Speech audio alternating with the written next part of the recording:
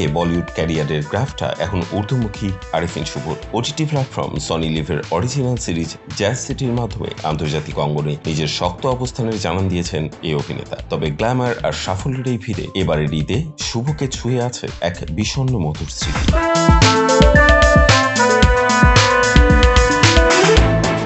ফিতর উপলক্ষে সামাজিক যোগাযোগ মাধ্যমে দেয়া এক ভিডিও বার্তায় ভক্তদের শুভেচ্ছা জানিয়েছেন শুভ।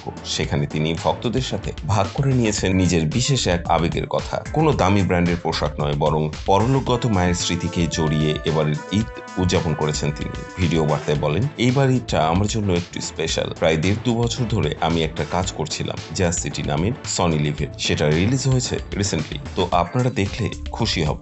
যদিও দিনটা আজকে ঢাকায় একটু মেঘলা, বাট ঠিক আছে, ঈদ বলে কথা। তবে ক্যারিয়ারের সাফল্যের চেয়ে ব্যক্তিগত এক অদেখা অনুভূতির কথা জানিয়েছেন শুভ আর বলেন, আমারই তো অ্যাজ ইউজুয়াল মার শাড়ি দিয়ে বানানো পাঞ্জাবি পরে মার সাথে সকালবেলা দেখা করতে গেলাম কবর, এবং জিয়ারত করে ফিরে এখন বন্ধু বান্ধবের সাথে একটু আড্ডাবাজি করব, খাওয়া দাওয়া করব।